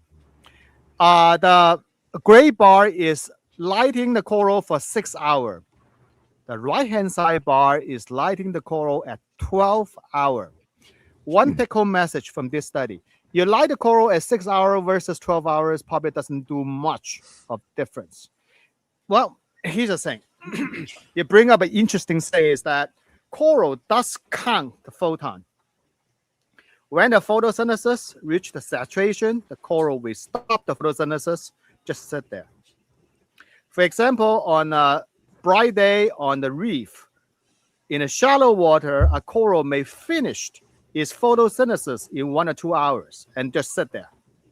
Okay, that actually this study illustrated the same thing is that when the coral get enough of nutrient for photosynthesis, it just stops it. That explains why 12 hours illumination is not, you are not getting much better result than 6 hours of illumination. That's just, but that is not the most important message. So what we can see from this graph is that the very left-hand side, the character C is the control. LW, that is the next one, actually is the white light. The author is in Taiwan. I don't know why they label it this way. So LW means white light from 400, 444. That's a beautiful number. And all the way to 696 nanometer. The white light, apparently it grows coral. Now here's something we don't see very often. The yellow light. They have a yellow LED at 570 nanometer to 590 nanometer, which is pretty narrow spectrum. See, it grows a coral. Yeah. And then we go to the LR, means red light. Maybe everything is opposite in Taiwan. Maybe. So the red light, the light red, actually doesn't do much. Green light doesn't do much. And then here comes the 440 to 470 nanometer, the blue light. You can see the growth of the coral. Versus the purple light on the last entry here. The blue light, the purple light. So I'm going to ask a very pertinent question here. So we've got in the UK, one of our wholesalers, distributors, D&D, they've released a light, their function lights, and they don't have a red and green channel on them. I think I'm right in saying that. Yeah. Because they say it doesn't do anything. That would back that up. However, I would say a little bit of red light is great for our eyes. It makes a little bit of color pop. You get a little bit of pink hues coming up, right? But they're getting it with the white LEDs anyways. Correct. Yep. Yeah, they're getting in a white LED. Yeah. Yeah. Yep. And here's another interesting thing, and this is not any science backed up. Well, it is in the agriculture side, and like Alan Bull, one of my friends, we were talking about the red LED, right? And and I'll ask you, Don, do you think maybe red might not help with growth, but help with the indication, meaning that the coral will start growing, right? And then when it senses, I guess that red light, it will make it grow out, right? Or change the pattern of the coral because as an heat indication or something. I don't know. He has a study done on lettuce when it came to red LED, red lighting, and you can definitely see the different structure on the letters, fuller, right, instead of narrow, like more narrower. So, and I know it's a vegetable, but or a food, sorry, agricultural side. But Yep. sometimes you could tie that up with the coral side. So, do I agree? I don't know, but that's why I'm asking you. I don't know if you ever see any. So the red light actually being studied on coral is that here's an interesting part. One study showed that red light actually is an indicator light for stopping the photosynthesis. Beautiful. Okay. So what happened is that in the nature, the red light it come in the similar portion of the white spectrum, even though it's a little small amount. So the coral may use the red spectrum to gauge how much photon they actually receive on the blue end or the full spectrum end. Actually, so that means that assuming, well, just throw it out there hypothetically, if one red photon corresponds to 100 blue and purple photon. So, and the coral, all they want is just 10,000 purple photon. Instead of counting the blue side, they count the red. So that means that they think about, okay, if I receive maybe 10 red proton and I'm done. Then they shut down the photosynthesis. So that's one study shows something like that. But that actually poses a danger about too much red light. That means that the coral will prematurely stop the photosynthesis when you have the red too much. Yeah. And if you look at but red spectrum already present in the white spectrum, I think that's a lot more natural way to do that. Yeah. Instead of independently have a red spectrum there. That's why the meridian at the back here and also behind Taro, there is no dedicated red and green LED because the red and green spectrum already included in the white spectrum. The funny thing is that Gen 1 of the first LED for coral, remember the PFO thing? Blue and white only. And then come to the Gen 1 of mass spec razor. Mass spec razor at that time, they have a full spectrum. I still have that running about all these years. So they have the blue, violet, they have no red, no green. No dedicated red and green channel because the red is already included into the white channel. Yeah, that's so how we my, go a my, big my light circle. is too.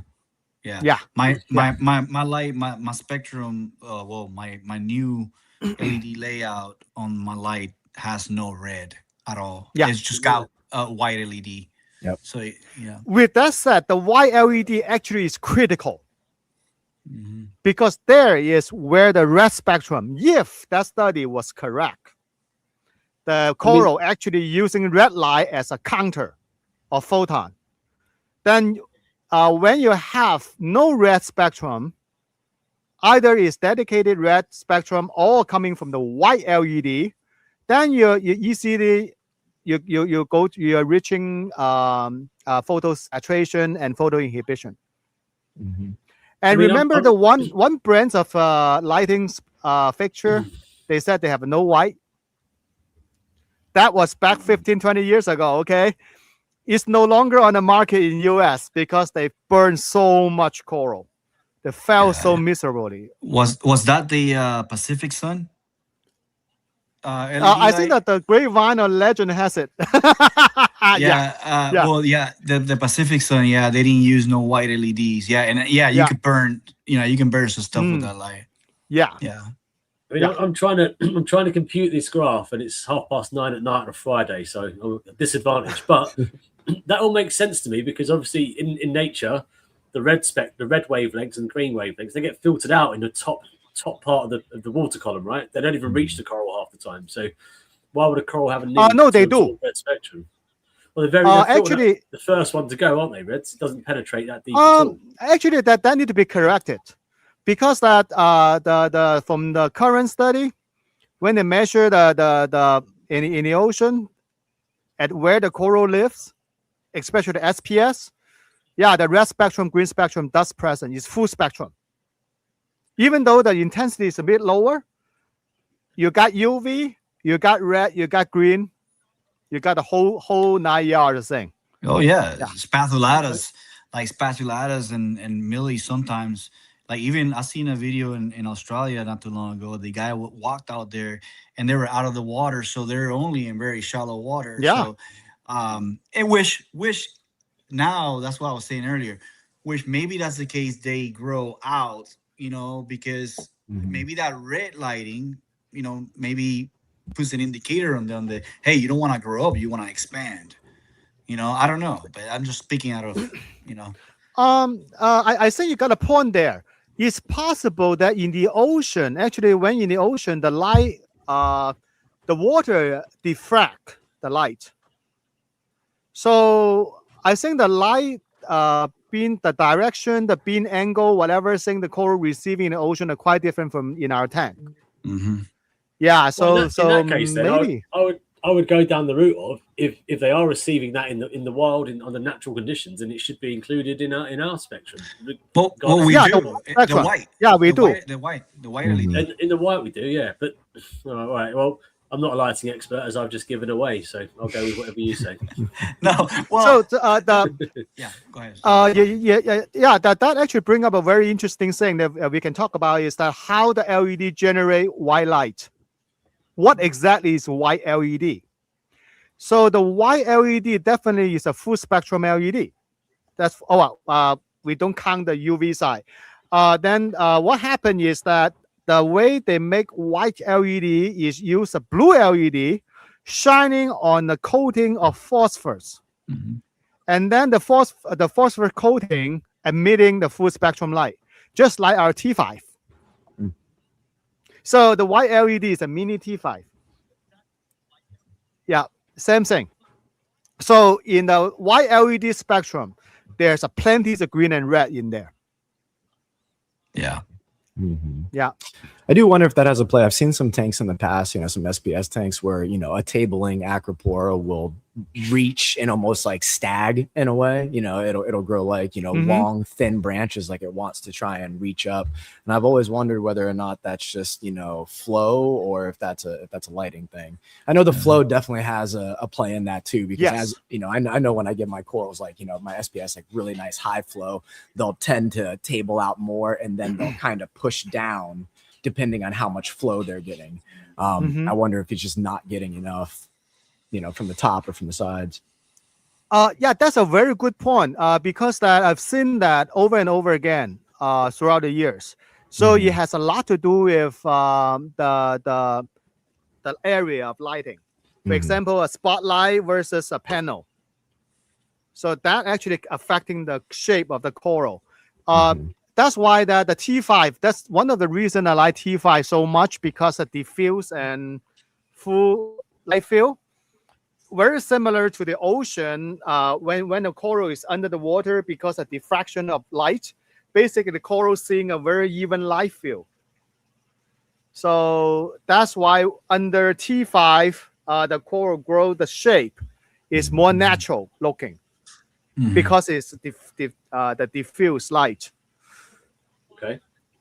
Yeah. Interesting. I think you've got one more on this as well. Okay, one more of this thing is that that's a for Garnipora.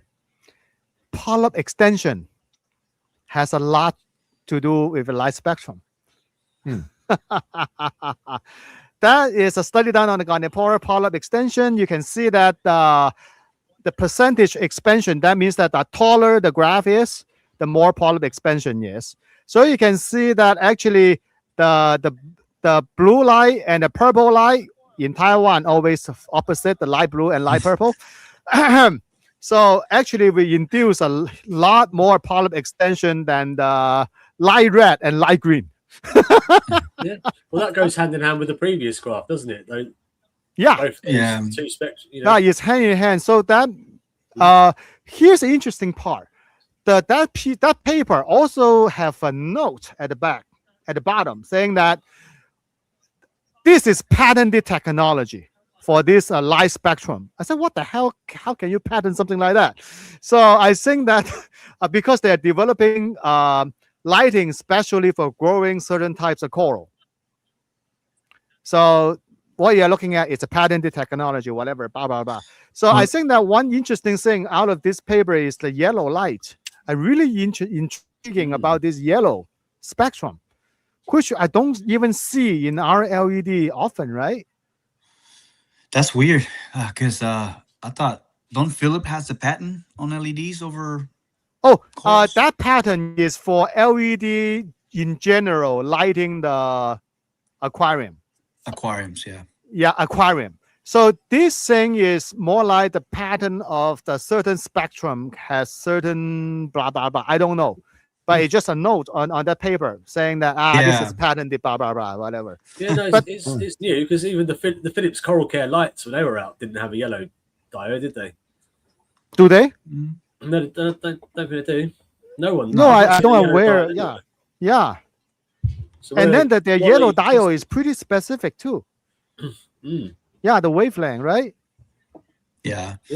Yeah. The Pacific Sunlight was like that way too. It didn't have no white LEDs, but it had an amber LED. Yes, I remember that. They have an amber Mhm. LED. Yeah. Mm-hmm. I'm wondering what that amber LED actually is. Yeah. Yeah. They were ahead of the times, mate. Lewis. They knew what they were doing. Yeah. Mm. Maybe they're time traveler. Cool. Right. Okay. Dong, you've got your favourite topic coming up next. Ah, Can anyone Uh-oh. guess what we're going to talk about now? yeah. Wow, I don't Dom's know. favourite I'm really product. confused. I'm very confused. Oh, by the way, this is one good example how I shoot myself in the foot. Okay. So before I was talking about the fish sauce, this Korean brands of fish sauce cost me $7.99 on my favorite website, Amazon. This is I just bought it recently, but this one it cost me $18.99 right now. Wow. Oh my goodness. Oh, so Sheesh. It's your own Okay. fault. It's your own fault. yeah, my own fault. My bad. So okay, fish sauce. When my Paletta mentioned the fish sauce, whoa. Oh no. So, Yeah. okay. Yeah. So this is the paper, the scientific paper published in 2023. Talk about fish sauce. So of course, in this paper they call it Bandu Budu or something like that. That in over in Malaysia is a fish sauce. Okay, so that's what they're talking about. So what they did is that they compare coral by feeding fish sauce as well as freshly hatched brine shrimp, the Artemia. Then they go to the next slide. They show you this result. So the gray one, they call it Budu. That's what they call it. If I butchered that pronunciation left and right. And the white square is Artemia, the brine shrimp. And then the black one is unfed for coral. They grow on Aquapora. They use Aquapora digifera, whatever, is Aquapora as the testing subject. N equal to 27. That's quite a bit of that's a pretty big of data set. So what you can see here, the fish sauce, not particularly this brand, significantly outperformed even the live food Artemia. Yeah. And why is that, Don? What is so great about fish sauce? Like, what is the? Yeah, what's in there, right? Mhm. So basically, what's in the fish sauce? Fish sauce is basically made out of salt and anchovy. That's just anchovy and salt mixed together. Let it fermentation. It's a fermentation product. Yeah. Yeah. Salt and anchovy. That basically during the fermentation, and then you break down all the protein from the fish. Anchovy is marine fish, and basically whatever in this bottle is all marine based. That's one thing. They're full of amino acid, proteins, all kind of degradation product. Yeah. And also there's the major types of live bacteria and the fish source is lactic acid bacteria, well documented, well studied.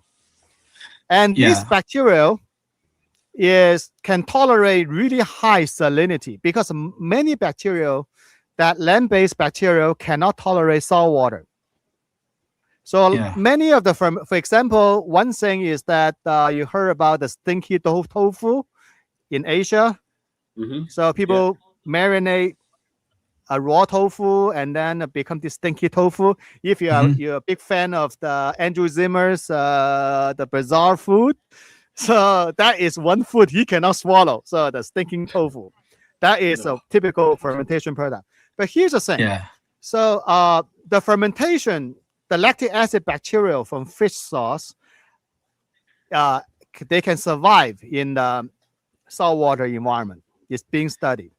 Also, the Yeah. lactic acid bacteria has been demonstrated by the coral conservation effort, saying that it helped the coral.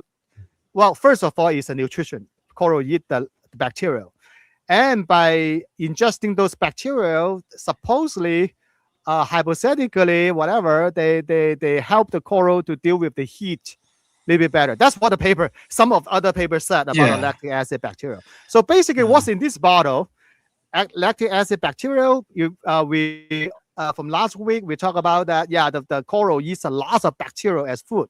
Bacteria as a food source, amino acid, proteins. Yeah. That's what in a fish sauce. So basically, that's it. But there is very important thing. I want to say this. This is a FDA or USDA, whatever, regulated product. Perfectly fit for human consumption. There's no, they do not contain pathogenic bacteria that are harmful to human. Yeah. So, and what's in there is being analyzed, is highly controlled, is safe product to consume and safe product for the human environment at home. So that's very important. This is a fermented product with live bacteria, but is being regulated and is demonstrated to be safe for human consumption. That's very important. Yeah. In this subject, which I like that you brought it up, because my buddy, he created a very good product. I'm sure you guys heard about it. The CRT concoction, and it does the same. Well, it is developed to be somewhat to cover the same scenario here. And yes, I understand. Fish sauce is FDA approved, but that's the thing. We have to have cautions with this, because I agree with you. It says FDA, right? But that doesn't No, I think necessarily mean USDA. So it's different thing. It should be USDA. Yeah. Or whatever they is being controlled and inspected. Yeah.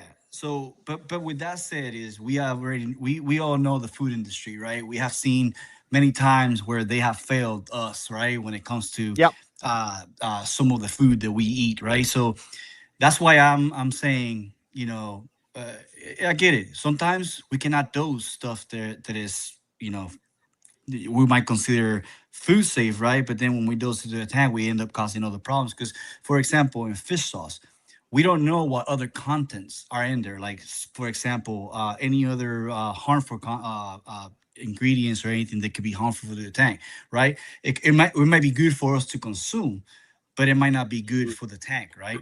So, and that's where I like Alan's CRT concoction, is because it is composed with many things that we are already using within the industry, right? So, and I get it. A lot of people, don't like it, and it's to each his own. But I personally used it. Works amazing in that aspect, and the guy has shown a lot of success with it, and there's people like Anan uses it too, and with a lot of success.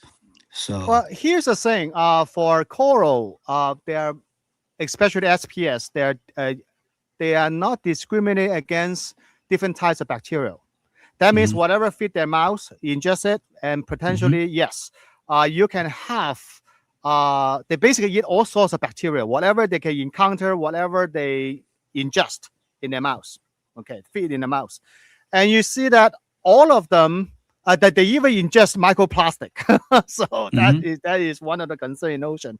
So you can see that any organic material, basically you can see you can say that coral are just ingesting any organic material that can fit in their mouth, and any organic material most likely they have some nutrition effect. Okay. Yeah. Now, so you dump any bacteria in there, have a nutrition effect. But now here's the thing you have to think about it. You have to think about the reef keeper himself. That is a major concern about any fermented product. What about the product happen to, if people have immunocompromised people, they might get affected by the product. Maybe, the loss of pathogenic bacteria to human, when you dump into the water. Well, I used to look at when I'm doing the anti-infectious disease, we look at the marine bacterial and the land-based bacterial. They're only a small overlapping in the middle. Mm-hmm. And many of that one of the things that why salt water is saline water and can kill many of the bacteria or land-based bacteria, because that this bacteria does not survive in high salinity or even just salt water. So that means that in a concoction with all sorts of different bacteria in there, when you throw those in the tank, perfectly fine. Because that all the pathogenic bacteria that are harmful to the human will die. And those bacteria probably won't infect your coral or fish either, because they're land-based bacteria. So that means that you're dosing the concoction and to the coral, yes, just like a uncontrolled fish sauce, yes, you providing nutrition to the coral. But I'm not talking about that. But what about the reef keeper themselves? That is the major thing. So I see it. I see what you're saying. Well, yeah. But so far, so good. But if somebody get a bacterial infection and went to the hospital and all traced down to the product they're fermenting in their refrigerator, now I want to talk about this thing, is that what kind of lawsuit is waiting to happen? Yeah, but same can be said with fish sauce, Dong. So let's say I go buy a bottle of fish sauce and I put it in my tank and all my corals die. Who do I go to? Well, because your coral died, then nobody can go to. So that's one thing. But if a human get infected, that's an entirely different story. Well, on that note, though, Don, on that note, then I was going to ask this: what's your sort of dose rate for this fermented fish sauce then to get your 1 ml per 100 gallon to begin with? Don't overdose it. It. Not a lot at all. Then you really not a lot at all. Tiny. No, you don't need to do dose a lot. And also look at your nitrate. Look at your nitrate level. If your nitrate level, I just throw a number out. So I stop dosing if my nitrate over 10 ppm. Yeah. Okay. So the thing is that based on coral is an indiscriminated consumer for organic material. I have no problem. Oh yes, I do it daily. So I have no problem with home fermentation product. But as I used to work on anti-infectious disease. In that respect, hell no. That is some disaster waiting to happen. But that's everything in our text, though, Dong. Hey, you know. Yeah. I mean the reef keeper. When you're self-fermenting something at your home, that is a major thing. Well, for a healthy person, no problem. What happens if compromised I think we just have friend? to say that the slight disclaimer in this is that this isn't a beginner's method. This is something you do after years of experience and stuff. We're not putting it out there as something to go and try. It's something to research a lot of before you even think about using it. But the people that do use it report good results. So it's got merit somewhere in the hobby, right? It's got a purpose. Yep. If you have a result, and that's a good thing. But also you have to consider something that is much more carefully about your own health. Absolutely. But then also, if you keep palizoas and things, you've got to love it. There's loads of health things in those glass boxes. You know, The palitoxin, that's something you have to think about. Even yeah. your fox face fish. So we're looking at doing a stream on dangers of a reef tank coming Yep. up soon. That's one of our yes, ideas. So That'd be cool. We'll park that. I have Right. I have a first-hand experience about the danger of reef tank. My dory Go on. one time decided to zap me when I was walking in a tank. He just zap on my finger. The dory. Dories, the hippo tanks are dorsal spine. The first ray is venomous. Oh. Yeah, it's not gonna kill you. Okay, I'm still alive. So he zapped me on my finger. But that is the pain is so hard to tolerate. And no painkiller can cure that. I was rolling on the floor, sleeping on the couch. But then on the third day, boom, the toxin disappeared, the wear out, and then fine. Yeah. But I learned my Taught you a lesson. Yeah, I learned my lesson myself. Oh my God! Now I have the most respect for all the dory in there. Okay, so Conscious of time now. We've got 2 more slides to get through, which are fairly okay. Okay, so there's a question asked: how much urea actually in the uptake of coral? So here's a study in back in 2008, and there is on one type of coral is on a Porites, I believe. So it shows you the urea intake for coral for all the total nitrogen is about 3%. So basically about 34% of is in a nitrate form and 42% in ammonium form. And the other is the different types of amino acid, blah, blah, blah, and the 3% urea. Now people will say, well, isn't that 3% is a very small percentage? Yes, it's a very small percentage for a healthy coral. But when coral is in stress, especially under heat stress, and then the functionality of the coral to intake ammonium and nitrate is diminished. At that time, they were utilizing the bacteria living on the coral skin by metabolizing urea. Urea become a important nitrogen source. Also, consider that even 3% is pretty significant, actually. Yeah, every bit of them helps. That's the. This is one of the questions that I want to answer. Yeah, urea, not a major thing, but it is a fad right now. People are very very into those in urea, and and this is the thing where it comes to the slide before is that you have people out there, and I'm not talking about this panel, but you have people out there that would it will go against something, but then they dose urea in their tank. Well, guess what? How do they know how much urea is in their tank? Because you can't measure it, so you don't know if it's building up. You don't know if it's accumulating in the system. So is you know what I'm saying? So that's where all this stuff is, and I keep saying this, and I'll say it again. And I learned this from Ali Akil, and when Vargas interviewed him, he said it perfectly. A lot of people in this hobby focus on keeping a reef tank on what happens in the ocean, but we have a glass box. So we tend to do different things, and we do things on how we see and how we feel and how we grow these corals, right? Because if it was up to the ocean, then people will right now will still be in the back in the day forms where they'll have a coral in their tank with yellow lighting, and you would never see these colors, right? So here we are keeping tanks with fluorescent colors and everything, and it has nothing to do with the ocean. It's all hobby experience. It has. So that's why I don't get crazy with this kind of stuff. That's all. Yeah. So for dosing urea doesn't hurt, right? But is it really the major thing? No, it's not. For healthy coral, no. Actually, I do have an answer about that. If the urea can degrade or not.